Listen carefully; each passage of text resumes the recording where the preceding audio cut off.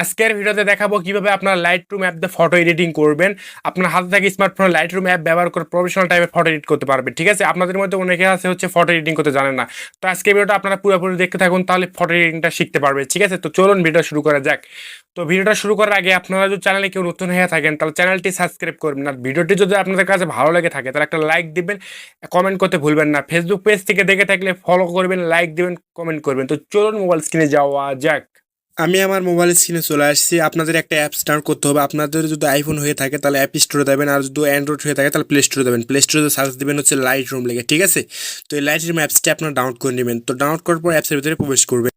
তো নতুন অবস্থায় আপনাদের অ্যাপসের ভিতরে প্রবেশ করতে অ্যালাও পারমিশন চাইতে পারে, আপনারা হচ্ছে অ্যালাও পারমিশনটা দিয়ে দেবেন। ঠিক আছে, এরপর হচ্ছে আপনি যে ফটোটা এডিট করতে চাচ্ছেন তো সেই ফটোর উপরে একটা টাচ দিবেন। ফটোর উপর টাচ দেওয়ার পর এরকম অপশন চলে আসবে। এখান থেকে এই অপশনের উপর টাচ দেবেন একটা।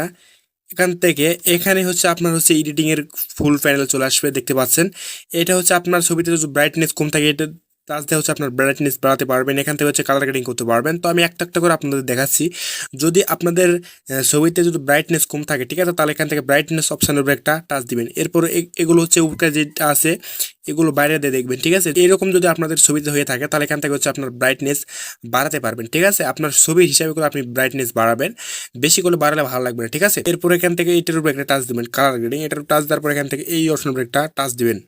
এখান থেকে হচ্ছে আপনি প্রফেশনাল টাইপের ফটো এডিটিং করতে পারবেন। ঠিক আছে, এখানে মূলত হচ্ছে আপনার কালার গ্রেডিং করতে হবে আপনার ব্যাকগ্রাউন্ডের, আপনার ফেসের।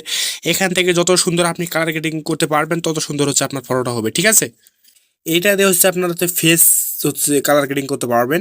আর এখান থেকে যেগুলো আছে এই কয়টা, এটা দিয়ে হচ্ছে আপনি ব্যাকগ্রাউন্ডটা হচ্ছে কালার গ্রেডিং করতে পারবেন। ঠিক আছে, তো আমি প্রথমে হচ্ছে ফেসটা একটু কালার গ্রেডিং করবো।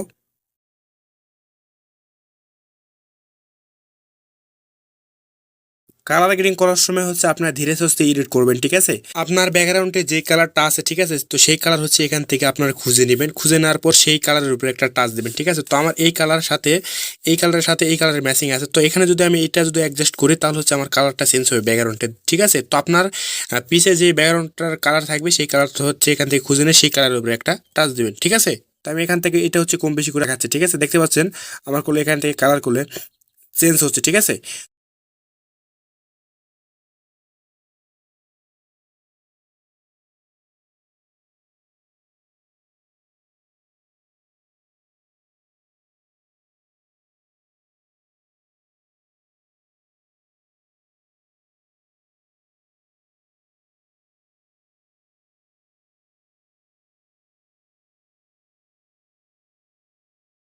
তো আমি কোনটা কত পার্সেন্ট বাড়াইছি সেটা আমি এখন আপনাদের দেখাই, তো আপনারা বুঝতে পারবেন। ঠিক আছে, প্রথম যেটা হচ্ছে দেখতে পাচ্ছেন আমি কতটুকু বাড়াইছি, এগুলো হচ্ছে আপনারা স্ক্রিনশট দিয়ে রাখতে পারেন, পরবর্তীতে আপনাদের ফটো এডিটিং করার সময় কাজে লাগতে পারে। ঠিক আছে, এরপর দ্বিতীয়টা দেখতে পাচ্ছেন কতটুকু বাড়াইছি, তৃতীয়টা, এবার চতুর্থটা এবং পঞ্চমটা। ঠিক আছে, তো জাস্ট আমি পাঁচটাতে কালার গ্রেডিং করার পর হচ্ছে কেমন হয়েছে দেখতেই পাচ্ছেন। তো আমি স্ক্রিনে দিয়ে দিচ্ছি আগে কীরকম ছিল এবং এডিট করার পর কীরকম হয়েছে। আরও কিছু এডিট বাকি আছে, তো তার জন্য এখানে একটা টাচ দিবেন।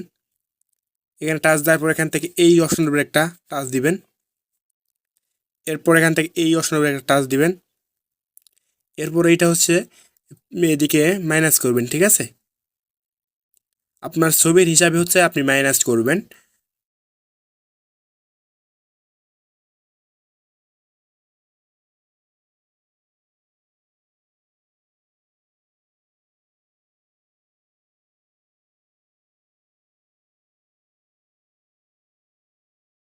এখানে আমি এটা হচ্ছে মাইনাস করছি, দেখতে পাচ্ছেন। এরপরে এটা প্লাস করছি, এরপরে এটা প্লাস করছি, এরপরে এটা হচ্ছে মাইনাস করছি। ঠিক আছে, তো আপনারা দেখতে পাচ্ছেন। এরপরে এই সাইডে আসা এইটা হচ্ছে আমি প্লাস করছি, এটা আর এটা, এই তিনটা হচ্ছে আমি এখানে প্লাস করছি। ঠিক আছে, এগুলো হচ্ছে আপনি স্ক্রিনশট দিয়ে রাখতে পারেন, পরবর্তীতে আপনাদের কাজে আসবে ফটো যখন এডিটিং আপনারা করবেন। ঠিক আছে, এখানে যদি আপনার ফটো এডিটিংটা হয়ে যায় পুরোপুরি, ঠিক আছে, এরপর কীভাবে এই ছবিটা আপনার গ্যালারিতে সেভ করবেন, তো তার জন্য এখান থেকে শেয়ার আইকন দেখতে পাচ্ছেন, এখানে একটা টাচ দিবেন।